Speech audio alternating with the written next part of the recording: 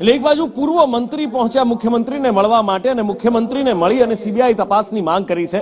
બીજી બાજુ રાષ્ટ્રીય જાટ સેના, રાષ્ટ્રીય વીર જાટ સેનાએ પણ આ જ માંગ કરી છે। રાજકુમારનું મોત કેવી રીતે થયું, ઘણા બધા સવાલો અને શંકા છે। પોલીસ કહી રહી છે કે અમે બધા જ પુરાવા આપ્યા છે, પણ શું એ પુરાવા પૂરતા છે? માત્ર 3 મિનિટના સીસીટીવી ફૂટેજ આપ્યા છે કે જેમાં જયરાજસિંહના ઘરમાં રાજકુમાર અને એના પિતા આવતા દેખાય છે। એ બહાર કેવી રીતે નીકળ્યા, એમની સાથે શું થયું, કશો જ પુરાવો પોલીસ દ્વારા નથી આપ્યો। જ્યારે એની લાશ મળી હતી, પોસ્ટમોર્ટમ કરવામાં આવ્યું તો 41 ઘાના નિશાન હતા। આખરે હિટ એન્ડ રનમાં 41 નિશાન આવે કેવી રીતે, એ સવાલ છે જેનો જવાબ કોઈની પાસે નથી અને માટે જ ઉગ્ર માંગ થઈ રહી છે સડકથી લઈને સંસદ સુધી કે સીબીઆઈ તપાસ કરવામાં આવે।